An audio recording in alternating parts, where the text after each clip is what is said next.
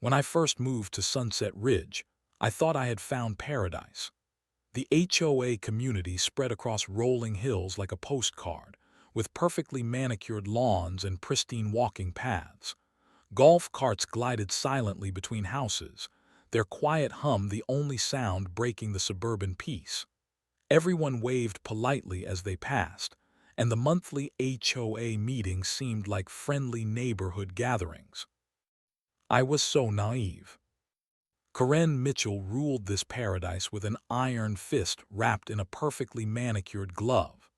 As HOA president, she had transformed what should have been community service into personal tyranny. She was always impeccably dressed, her blonde hair styled to perfection, driving her custom pink golf cart like she owned every street and sidewalk in the neighborhood. The fire lane regulations were crystal clear. Every resident received a copy during orientation. The bright yellow painted lines marked emergency vehicle access routes throughout the community. No parking, no exceptions. These rules existed for one reason: to save lives when seconds mattered most.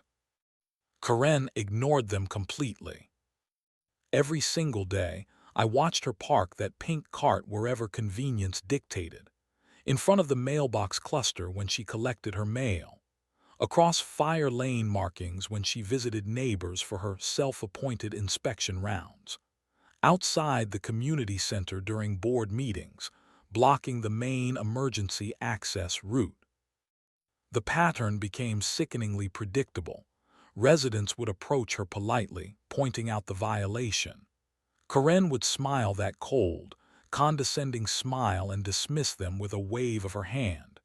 She would cite her HOA authority, claim urgent community business, or simply ignore them entirely. Nothing ever changed. I started paying closer attention to the whispered conversations between neighbors. Mrs. Peterson mentioned getting a citation for parking 2 inches over her driveway line, while Karen's cart sat brazenly in fire lanes for hours.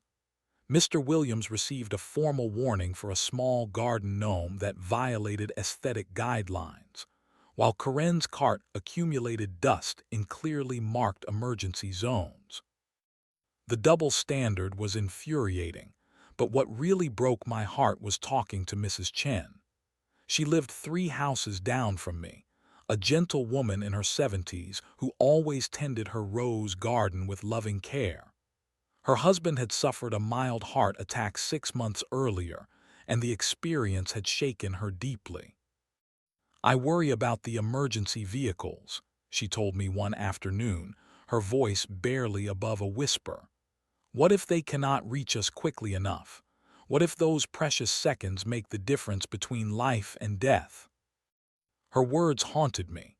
This was not about petty neighborhood politics or parking convenience.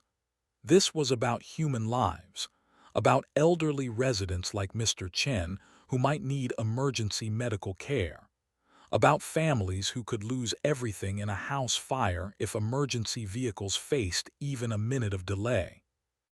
That night, I made a decision that would change everything. I would document every single violation. I would gather evidence that even Karen's corrupted HOA board could not dismiss or ignore. I would build a case so strong that someone somewhere would finally hold her accountable. I had no idea that this decision would lead to the complete destruction of Karen's precious pink golf cart and the end of her tyrannical reign over our community. I thought I was just doing the right thing. I had no clue I was about to witness the most spectacular act of justice I had ever seen. I became a detective in my own neighborhood. Every morning, I made coffee and positioned myself at my front window with my camera ready. Karen's violations followed a predictable schedule, making documentation surprisingly easy. The pink golf cart appeared like clockwork. 7:30 in the morning for her mail run, parked directly across fire lane markings for exactly 12 minutes.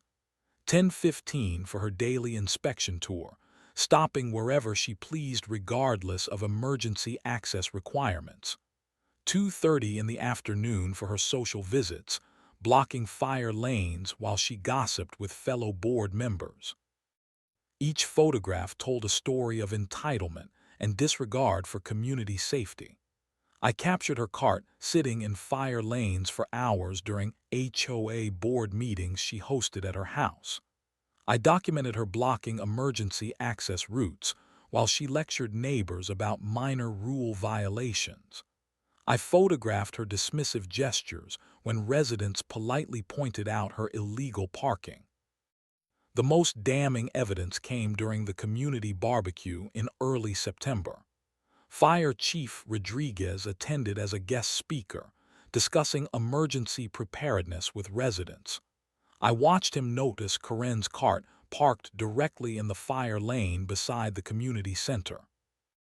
"Excuse me, ma'am," he said politely, approaching Karen with professional courtesy. "Your golf cart is blocking emergency vehicle access. Would you mind moving it to a designated parking area?" Karen barely looked up from her conversation. "Oh, that is fine. I am HOA president. I will move it when I am ready." Fire Chief Rodriguez's expression darkened. "Ma'am, fire lanes are not HOA jurisdiction. They are city safety regulations. Emergency vehicles need clear access at all times." "Look," Karen snapped, her voice rising with irritation. "I have been running this community for 3 years. I think I know what is appropriate and what is not. Your trucks can work around one little golf cart." The fire chief stared at her in disbelief. Other residents stopped their conversations, sensing the tension.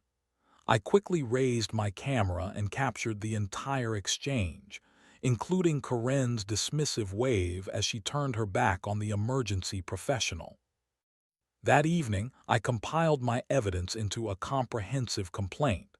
67 documented violations over 8 weeks, photographs with timestamps, witness statements from concerned neighbors, even video footage of Karen's confrontation with Fire Chief Rodriguez. I submitted everything to the HOA board, expecting swift action. The response crushed my faith in the system entirely. "After careful review," the official letter stated, "HOA President Karen Mitchell has investigated your complaint and found no evidence of violations. The matter is considered closed." Karen had investigated herself and found herself innocent. The corruption was complete and shameless. I showed the letter to Mrs. Chen, who shook her head sadly. "She has too much power," the elderly woman whispered. "We are all afraid of her retaliation. She can make life very difficult for anyone who crosses her." Other neighbors shared similar fears. Karen had a history of targeting anyone who challenged her authority. Sudden citation campaigns for minor infractions, rejection of reasonable home improvement requests, social ostracism, and whispered rumors designed to destroy reputations. The HOA board had become Karen's personal enforcement arm. They rubber-stamped her decisions, ignored her violations, and punished anyone brave enough to speak up. The system designed to serve the community had become a tool for personal revenge. That night, I made another decision. If the HOA would not hold Karen accountable, I would go directly to the authority she had dismissed so casually. Fire Chief Rodriguez had seen her behavior firsthand. He understood the danger she posed to community safety. I picked up my phone and dialed the fire department's non-emergency number. It was time to bypass Karen's corrupted system entirely. The call came at 6:47 on a Tuesday morning. Mrs. Chen's voice was panicked, barely coherent through her tears. "Please help me," she sobbed into the phone. "My husband is having chest pains. He cannot breathe properly. I called 911, but I am so scared. Can you come over?" I threw on clothes and raced outside just as the sirens pierced the morning silence. The ambulance rounded the corner first, followed immediately by Firetruck 19. Emergency lights painted the peaceful neighborhood in flashing red and blue, transforming our quiet suburban street into a scene of urgent drama. Then I saw it. My blood turned to ice. Karen's pink golf cart sat directly in the fire lane, perfectly positioned to block emergency vehicle access to Mrs. Chen's house. The cart was angled carelessly across the yellow lines, its chrome bumper gleaming in the morning sun like a middle finger raised at community safety. The ambulance driver slammed on his brakes, forced to stop short of the obstruction. The paramedics jumped out, grabbing their equipment while shouting instructions to each other. Every second counted when someone was having a heart attack, and Karen's selfish parking had already cost them precious time. Fire Chief Rodriguez climbed down from his truck, his face dark with controlled fury. He surveyed the scene quickly, calculating the delay caused by the obstruction. The ambulance crew was already maneuvering around the cart, carrying their heavy equipment in an awkward detour that added critical seconds to their response time. I watched Mrs. Chen through her front window, holding her husband's hand while he clutched his chest in obvious pain. The delay was not just inconvenient, it was potentially fatal. Karen's front door opened. She emerged in her silk pajamas and matching robe, her face twisted with annoyance at the commotion disturbing her morning routine. She surveyed the scene with irritation, as if the emergency vehicles were personally inconveniencing her. "What is all this noise about?" she demanded, walking toward the fire chief with imperious authority. "Do you have any idea how early it is?" Fire Chief Rodriguez stared at her in disbelief. "Ma'am, your golf cart is blocking emergency access. We have a cardiac emergency in progress." Karen glanced at her cart, then back at the fire chief with exaggerated patience. "Well, you can work around it, can you not? It is just a small cart." The words hung in the air like a physical blow. I felt my jaw drop open. Other neighbors had emerged from their houses, drawn by the sirens and commotion. They stood frozen, watching Karen dismiss a life-threatening emergency with casual indifference. "Ma'am," Fire Chief Rodriguez said, his voice tight with barely controlled anger, "your cart is directly blocking the fire lane. Emergency vehicles need clear access. Someone could die because of this delay."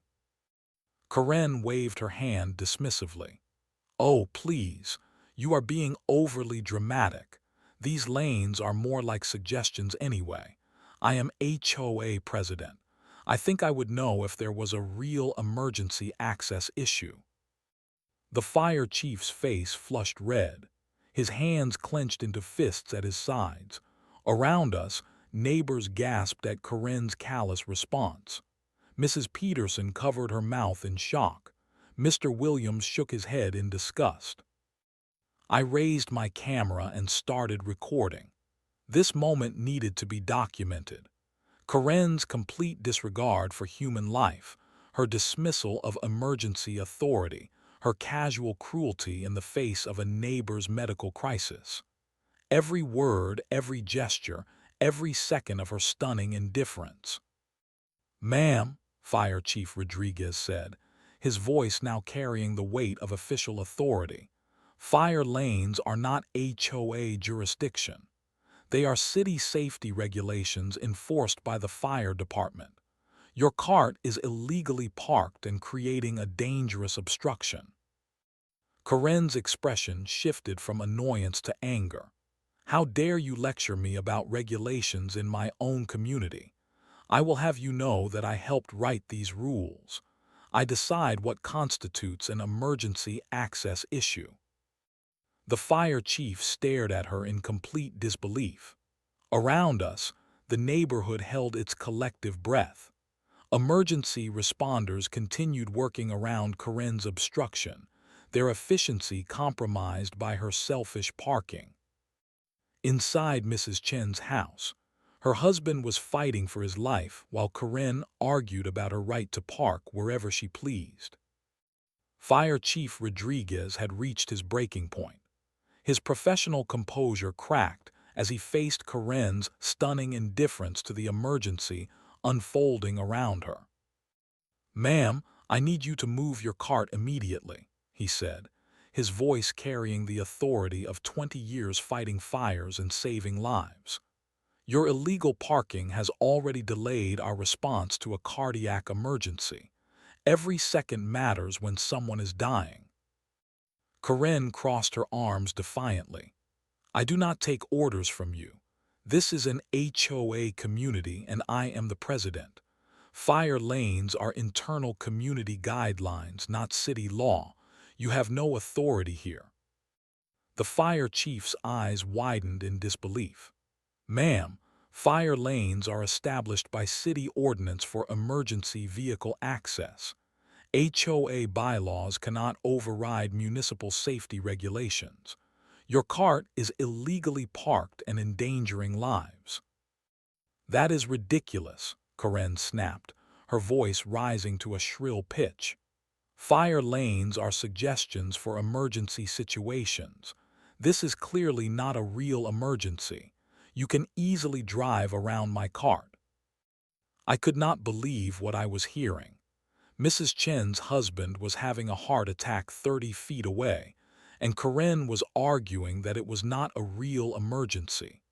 Her disconnect from reality was complete and terrifying. Fire Chief Rodriguez took a deep breath, clearly struggling to maintain professional demeanor.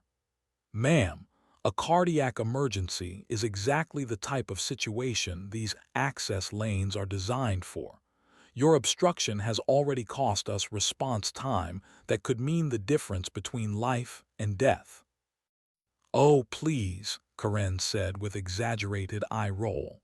"You are being overly dramatic. I have been parking here for 3 years without any problems. If there was a real safety issue, someone would have told me."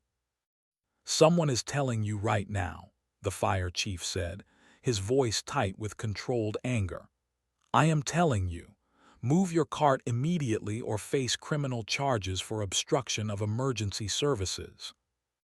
Karen's face flushed with fury. "Criminal charges? How dare you threaten me? I will have you fired for harassment. Do you have any idea who I am? I have connections throughout this city. I know the mayor personally." The confrontation had attracted a crowd of neighbors. They stood in stunned silence, watching their HOA president argue with emergency responders while someone fought for their life. The contrast was stark and damning. Mrs. Peterson finally found her voice. "Karen, please just move your cart. Mr. Chen needs help." Karen whirled around, her eyes blazing with rage. "Mind your own business, Helen. This is between me and this overly aggressive firefighter." "This is everyone's business," said Mr. Williams, stepping forward with surprising courage. "We all live here. We all need emergency access. Your parking affects all of us." More neighbors began speaking up. Voices that had been silenced by fear of Karen's retaliation finally found courage in the face of genuine emergency. "She parks there every day," said Mrs. Garcia from across the street. "I have been afraid to say anything, but it has worried me for months. My daughter could not get through with her wheelchair last week because of that cart," added Mr. Thompson. "She had to go around the entire block." Karen's fury escalated as neighbors broke their silence. "You are all ganging up on me. This is harassment. I will not tolerate this abuse in my own community." "Your community," Fire Chief Rodriguez said, his voice now carrying the full weight of his authority. "Ma'am, you are not above the law. You do not own these streets. Your HOA position does not grant you immunity from safety regulations." Karen pulled out her phone with shaking hands. "I am calling my lawyer right now, and the mayor, and the city council. You will regret threatening me." "Ma'am," the fire chief said, reaching for his own radio, "I am calling city code enforcement. This pattern of illegal parking ends today." The radio crackled to life as Fire Chief Rodriguez requested immediate code enforcement response. Karen's face went pale as she realized her bluff had been called.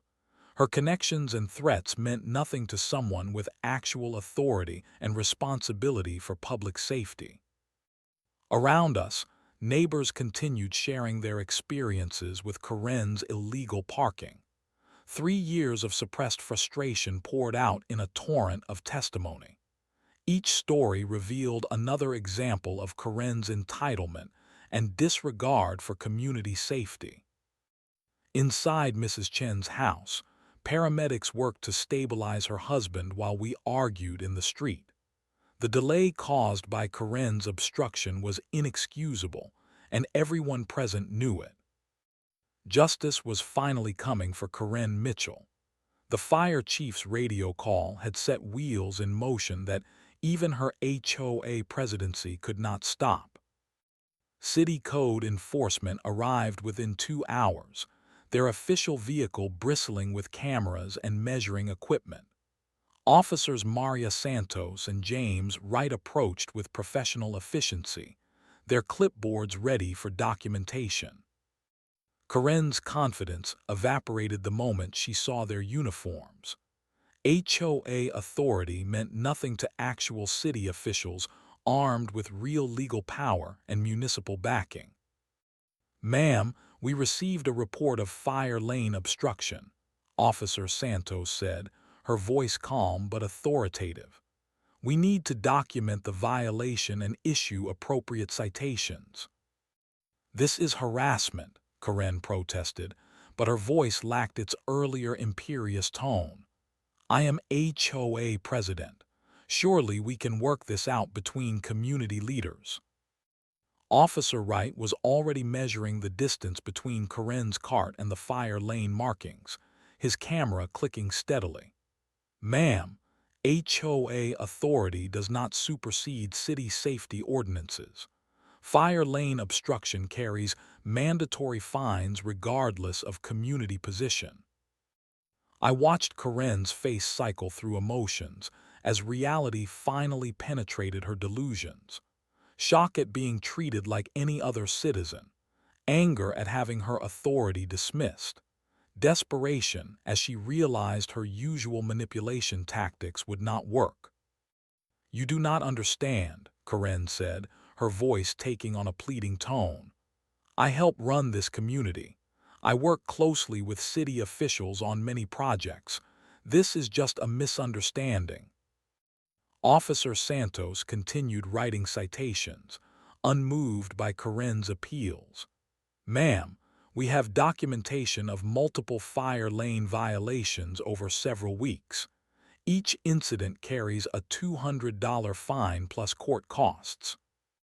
"Multiple violations," Karen's voice cracked. "That is impossible.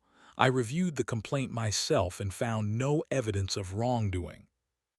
"Ma'am, we have photographic evidence and witness statements," Officer Wright said, holding up a thick folder. "Your cart has been documented blocking fire lanes 67 times in the past 2 months." Karen's face went white. The folder represented my documentation, my weeks of careful evidence gathering. She had dismissed my complaint without review, never imagining it would reach actual law enforcement. "This is persecution," Karen whispered, then her voice rose to a shout. "I am being targeted because I refuse to bow to pressure from troublemakers in this community." Officer Santos handed her the first citation. "Ma'am, you are being cited for violation of Municipal Code Section 147.3, obstruction of emergency vehicle access. The fine is $200 plus court costs." More citations followed. one for each documented violation, each carrying substantial financial penalties. Karen's face grew paler with each piece of paper, the reality of her situation finally sinking in. "I will fight every single one of these in court," Karen declared, her voice shaking with rage and fear. "I have an excellent lawyer. These charges will never stick." Officer Wright handed her the final citation. "Ma'am, that is your right. Court dates are listed on each citation. You will need to appear or pay the fines within 30 days." Karen clutched the stack of papers, her hands trembling. "This is outrageous. I demand to speak to your supervisor. I demand to speak to the mayor. I have connections throughout this city." "Ma'am, our supervisor will be happy to discuss these citations with you," Officer Santos said patiently. "His contact information is on the back of each citation. However, the violations are documented and the fines are mandatory." As the code enforcement officers packed their equipment, Karen pulled out her phone with desperate urgency. Her first call was to her lawyer, her voice high and panicked as she explained the situation. "They cannot do this to me," she said into the phone. "I am HOA president. I help run this community. There must be some mistake." Her second call was to the mayor's office, but the receptionist informed her that the mayor was unavailable and would not intervene in code enforcement matters. Her third call was to a city council member she claimed as a personal friend. I watched her face fall as the conversation progressed, her voice becoming more desperate with each rejection. The next morning, I woke to find Karen's pink golf cart parked in the exact same fire lane, positioned defiantly across the yellow lines like a middle finger raised at city authority. She had learned nothing. The citations, the fines, the humiliation of being treated like any other citizen had only strengthened her delusion that rules did not apply to her. I took photographs of the renewed violation and prepared to call code enforcement again.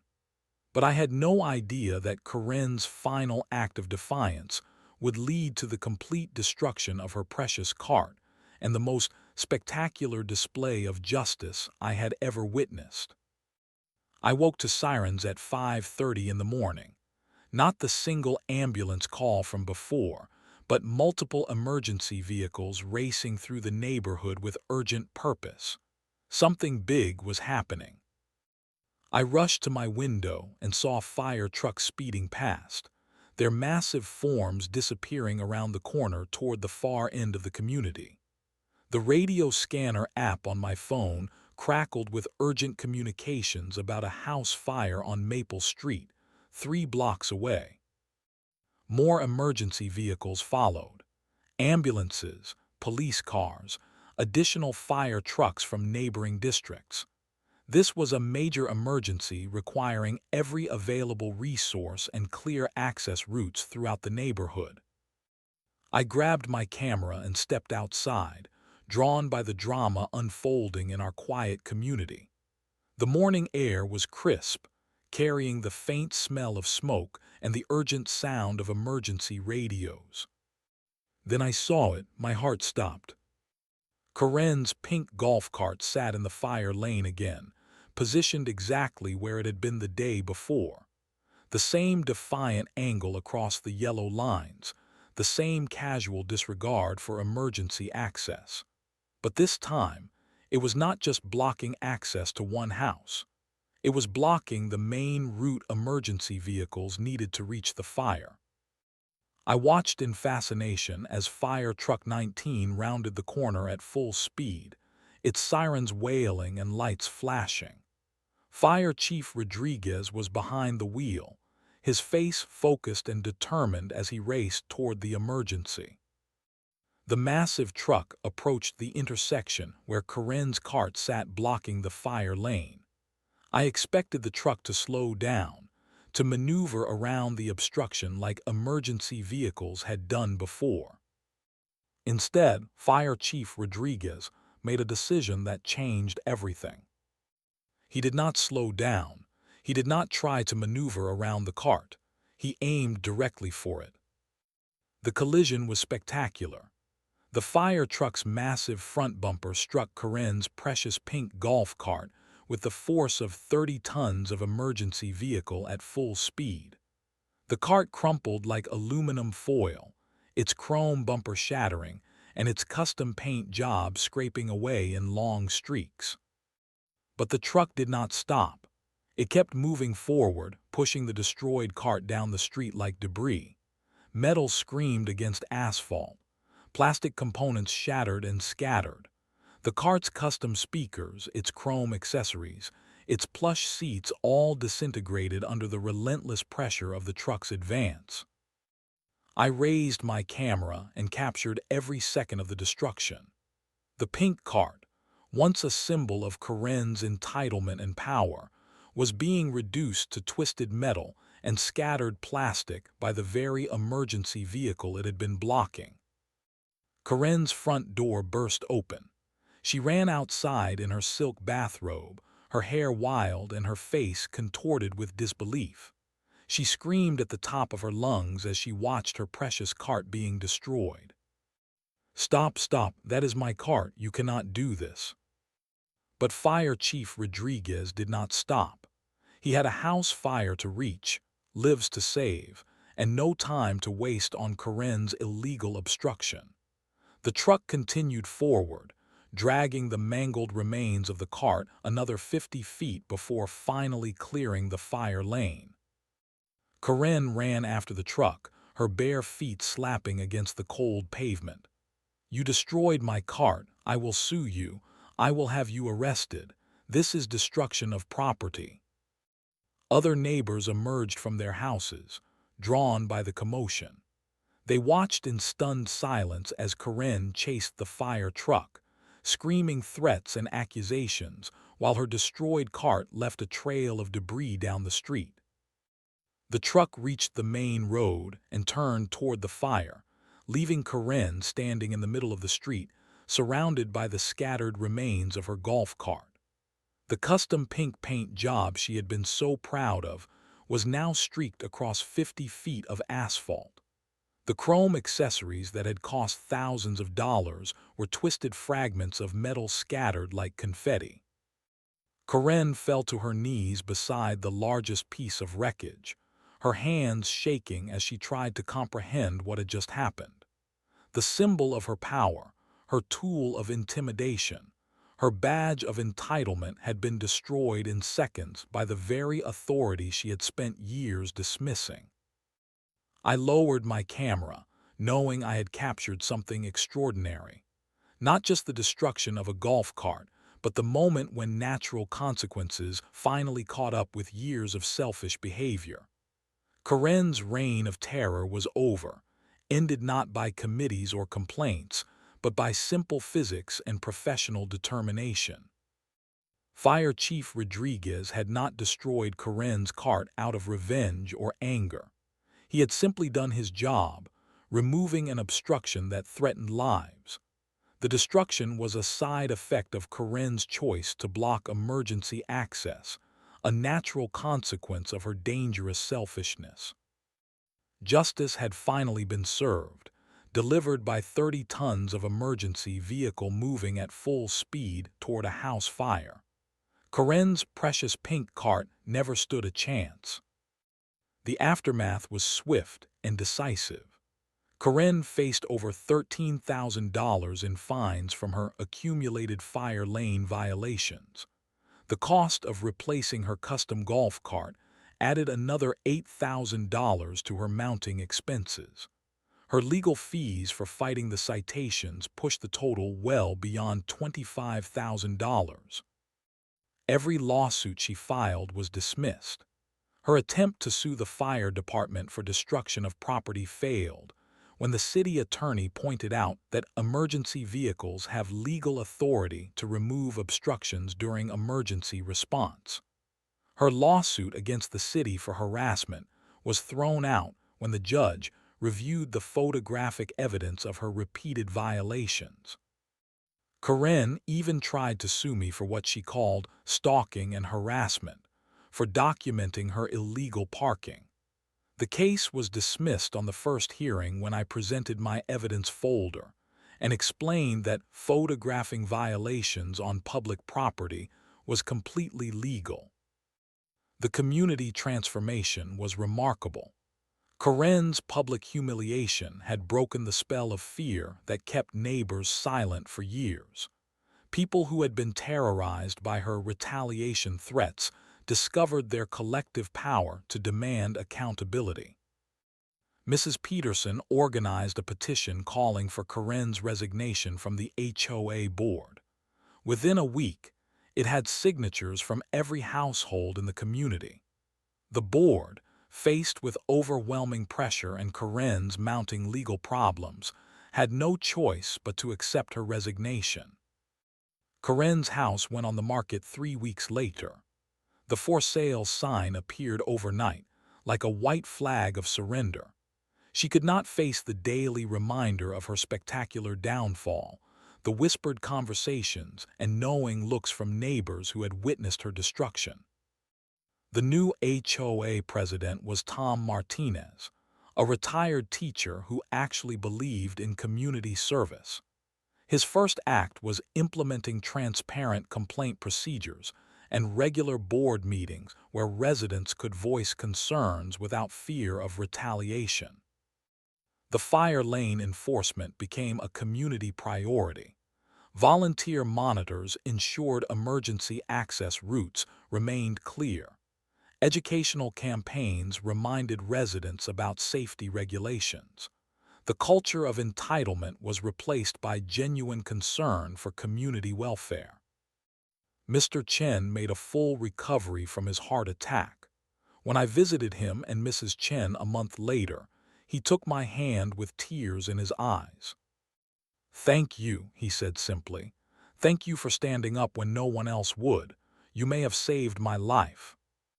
Mrs. Chen nodded, her own eyes wet with gratitude. "We were so afraid to speak up, but you showed us that one person can make a difference. One person with courage can change everything." The destroyed golf cart became neighborhood legend. Children who had not even witnessed the event told stories about the pink cart that got eaten by a fire truck. Adults shared the tale with friends and family, always emphasizing the lesson about consequences and accountability. Fire Chief Rodriguez received a commendation from the city for his quick thinking during the emergency response. When asked about the incident, he simply said he had done his job. Emergency vehicles cannot be delayed by illegal obstructions, regardless of who owns them. 6 months later, our community had become everything an HOA should be. Neighbors helped each other, followed reasonable rules, and prioritized safety over convenience. The fear and intimidation that had defined Karen's reign was replaced by cooperation and mutual respect. I learned that documenting injustice is the first step toward justice. Taking photographs, gathering evidence, and refusing to accept corruption can inspire others to find their voices. One person standing up can create a ripple effect that transforms an entire community. Karen's pink golf cart was gone, but its destruction had cleared the way for something better. Emergency access remained unobstructed. Community spirit flourished, and justice, though delayed, had finally prevailed. Sometimes the most spectacular endings come from the simplest actions. Standing up for what is right, documenting what is wrong, and refusing to be silent in the face of injustice.